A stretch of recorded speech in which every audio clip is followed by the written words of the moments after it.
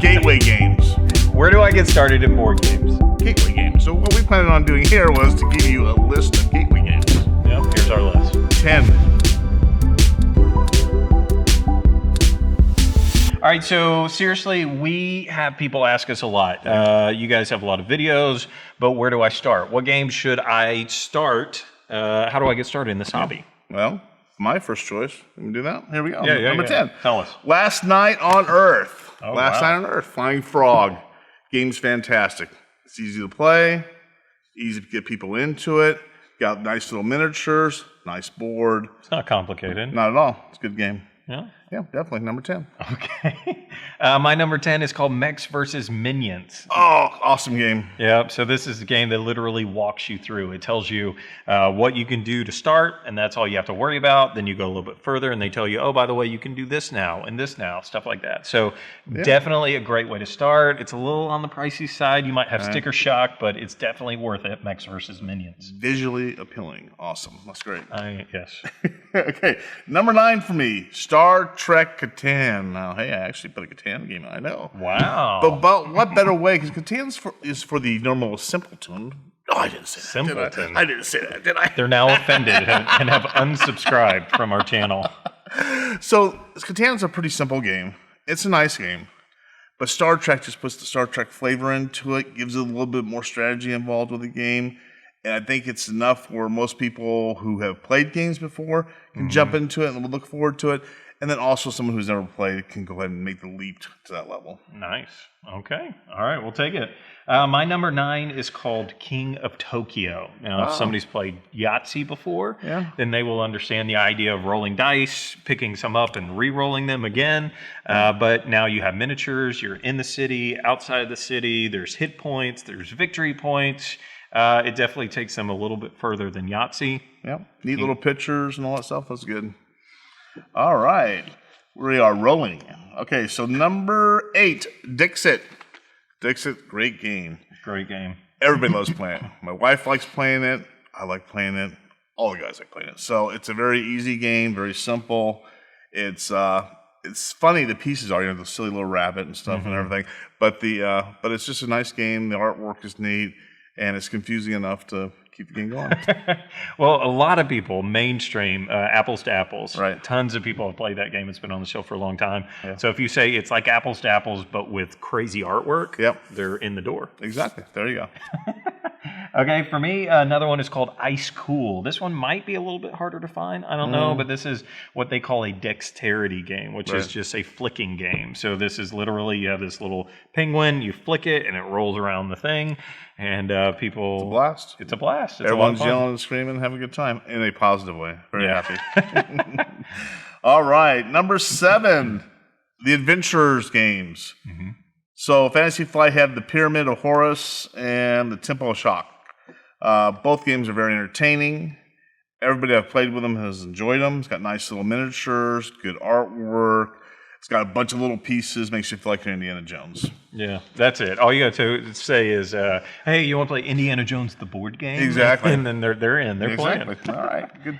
Okay, for me, a game is called Stone Age, and I've talked about this a lot, but this is a great game that introduces people to worker placement. It's not complicated at all, and so if you want to get somebody into your world of Euro games, this is the gateway. You get them in, and you say, place your workers, change your resources, victory points, all of that. So this next one I have, number 6, is probably the gateway game. And what I mean by that is XCOM. So XCOM is a very neat game. It walks you through it very simply by using the app.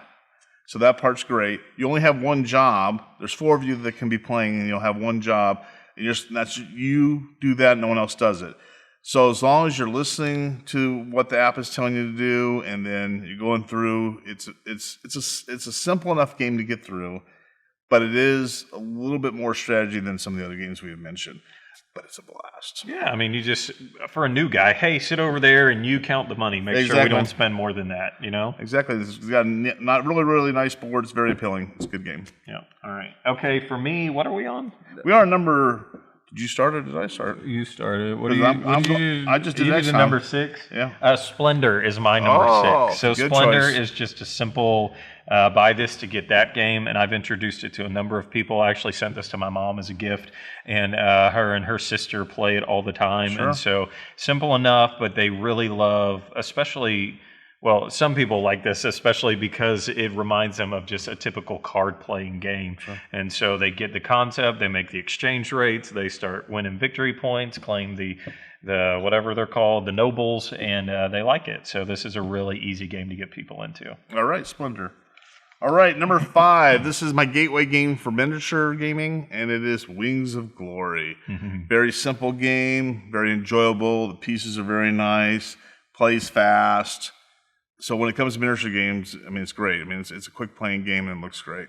Yeah, totally. I totally agree with that one if you want to get somebody into it. Because for me, that's probably the easiest miniatures game that I've played. By far. Yeah. Right into playing. Yeah. Okay, for me, my number 5 is Potion Explosion. Now, this is this crazy game with all these marbles. You pour them into the top of this thing, and then you pull out a marble, and they slide down and click, and then you're collecting these marbles to fill up this needed to build your potions. Build your potion in this little flask thingy. And so for me, it's just a fun exchange, and then you have a special ability with the potion that you make, which lets you break the rules. And so to teach people that whole concept of you do this to get that, and you get victory points, and it's just a fun game with all these marbles and stuff. No, it's really with all those marbles and everything, it's real appealing and everything, all the noise it makes and stuff. It's a good game. All right. All right, so my number 4, Formula D. Formula D's been around for a long time. Very simple game. They got a million racetracks that you can purchase for it, kind of like on some of the other games that we know. It's a great gateway game, especially for like kids, 12, 13, 10, that type of range. Start getting them to build up a little bit more strategy. There's a lot of luck involved with it, but there's some strategy involved too. I agree with that one. My number 3 is called, or we're on number 4, right? You're on number 4, yeah. I wrote Splendor down twice. Okay. Well, I guess I'm not going to have a whatever that number was then. So now we are on to number 3. Number 3. My number 3 is Cash and Guns. Oh, okay. So this is a great game. This is a perfect game to bring somebody over to the table because you give everybody a foam gun, count of 3, 1, 2, 3. Everybody points a gun at someone at the table. It's super inclusive. I think you can play up to like 8 people in this game, so you can get a lot of people around the table. It's a loud game. Loud game, instantly fun. Definitely. Yeah, it's a great one. That's a good choice. And we are on number 3, right? Yep. Ticket to Ride. Classic game. It's a good entry-level game. It's simple. It can be strategic. There's a lot of luck. But all in all, it's a very, very good entry-level game. Oh, yeah. Trains on a board? Yeah. Okay, my number 2, are we on 2 now? We're on 2. Is Survive Escape from Atlantis. Now, this is it's an old game, 30 years. I talk about it a lot, but this is a great game to introduce people to the hobby because it's got cool pieces, and it's colorful, and it's fun. It's got some take that in it, but instantly when somebody messes with you, you want to mess back with them, and so there's this great player interaction that just keeps people laughing and joking, and no, don't take that meeple, I need him, Sure. And so it's a fun game, a lot of fun. Yeah, that's very, very good. The next one, number 2 for me, is Marvel Legendary. Great game. Artwork's fantastic. The game is simple. It's one of the first games of its type. There's a couple that came out before it, but this one is the first fun one, and it is just a blast. And I just love the cards, the artwork and stuff. And I'm a big comic fan anyway, so Marvel Legendary, guys. Yeah, you tell people you want to be a Spider-Man, let's go fight, That's right. So you build your deck with Spider-Man. It's awesome. All right, my number 1 game is one that Rod already talked about, is Ticket to Ride. So I just love the simplicity of this game. You draw the cards, you match the colors, you place your trains down, you score the points. So many people I've introduced to the hobby just through Ticket to Ride, and there's a reason it's sold so many copies, has so many versions. Sure. This is probably the gateway game to end gateway games. Use Ticket to Ride. A million of them out there. My number 1 game is Legends of Endor. Fantastic game. Does what we've talked about. The startup hardcore stuff. There's pieces that are in the game that are specifically just for the startup. They actually made the game pieces for them to help make it easier for you. Very nice, walks you through. The farther you get in your adventure, the more difficult it gets, the more complex the game gets. So it builds up at a nice rate. So that's a very, very nice game. That's awesome. Yeah. Okay, so my word of advice, right? If you are a gamer or if you're new to the hobby, is take it easy on us new people, right? If we're new to this thing, don't throw us in the deep end, Yeah, we've been known to do that.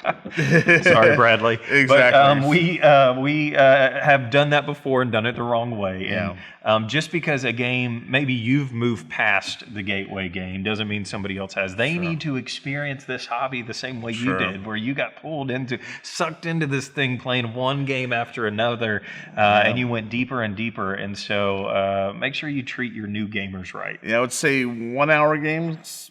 I wouldn't go any longer than that. Not a 3 hour game where nothing ever happened for that 3 hours. Yeah. We could kill some of those. Some of those people just are not going to want to play the game again. Down in the corner, there's a subscribe button. Hit that button. Subscribe. Right now. Just do it. Do it. Hit the like button. And if you like our videos, share them. Share this video with other people. Say, hey, watch this video. And then you'll find out what gateway games you should start with. And like always, support your local hobby shop. Did it go out on us? No, it's still going. So let's do it again. Okay, so like always, support your local hobby shop. Fantastic. Also, be sure to listen to our podcast. Oh, yeah, we got a podcast. That's right. So take a look at that. We're just not going to end this video. No, we're not. We're just going to keep going. Good night. Good night. Honey.